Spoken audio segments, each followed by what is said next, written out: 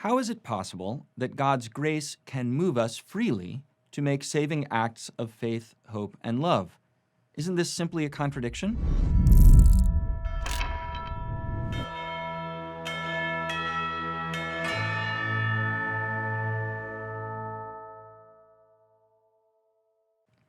The modern presupposition is that it is simply incompatible with freedom for our will to be moved, even moved by God. But Aquinas has an older and, in fact, much richer and deeper account of human freedom.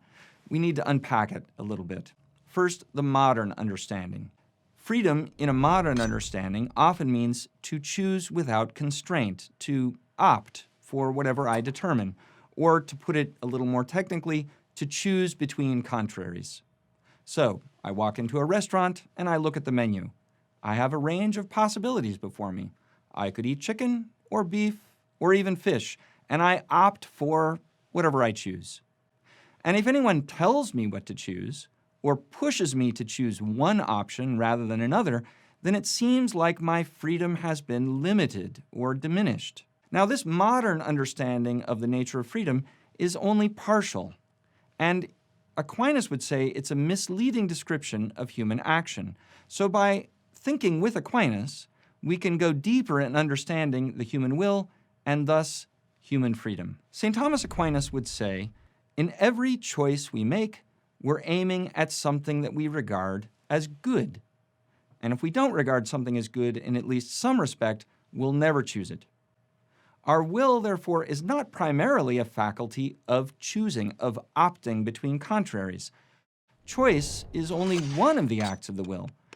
The more fundamental feature of the will is that it is a faculty of desiring, or even of loving. The will is a rational appetite, and it desires, it hungers for the good. Whatever our minds grasp as good for me, especially as good for me here and now, that is what I will in some measure will for myself. Further, we see that our lives are not simply a series of one individual choice after another. Yesterday I chose beef, today I choose fish. In fact, we engage in larger projects. We aim at some goal, and we make many choices in order to arrive at it. So, for example, a student who's going off to university is aiming at obtaining a degree. And so she makes many individual choices in service of that goal. She registers for her classes, she buys her books, she studies for her exams.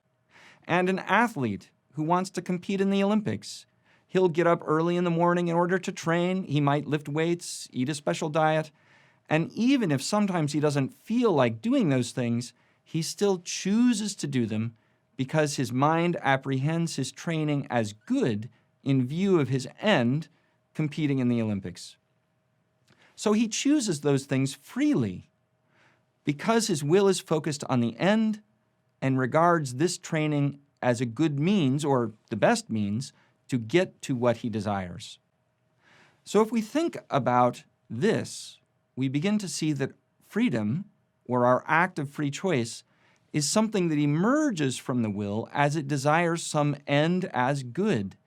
And in view of what we desire, we freely choose a fitting action that will lead us to our end.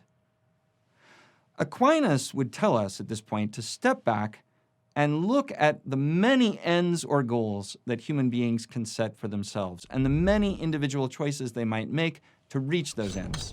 Some ends are consistent with human flourishing or happiness.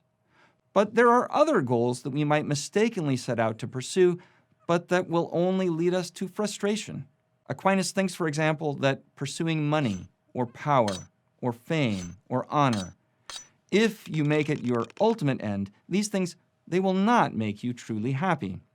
Whenever we choose a course of action in pursuit of some end that's unworthy of us, something that's not leading us to our true flourishing, we're in a sense acting freely. Yes, it's true, but also, in truth, the more we head away from what's truly good for us, the more limited our lives become. It's possible for you freely to choose to use heroin, for example, the first time you use it. But as you make the choice again and again, most people will find themselves increasingly unfree. Their will become chained to this desire, and it's a desire that's not worthy of the human creature made in the image of God. What will make us truly happy? In the final analysis, only God is sufficient to quell all our desires, to satisfy us completely, so that there's nothing more left to desire. So only God can be our final end, Aquinas says. And this is the true reason for our freedom, and the only way for our freedom to reach its full amplitude and power.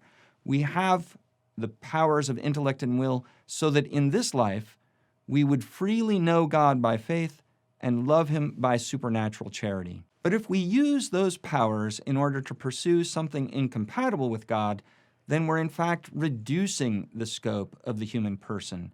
We're enchaining our wills so that they'll be addicted to what is not good for us. According to Aquinas, every act of sin is a bit like taking heroin. It turns us away from God, our true good, and the only one who can make us truly happy. And what is more, our wills then become focused on some partial, created thing, pleasure, or money, or honor, or our own selves, in such a way that we become chained to these things, fixated on them. Indeed, in creating us, God has already ordered us to certain natural goods, which can lead us to some measure of natural happiness, things like the good of friendship, family life, of knowing the truth, living well and according to virtue. The desires for these things are natural to human beings, and our nature is in principle capable of freely choosing the natural means that will lead us towards them.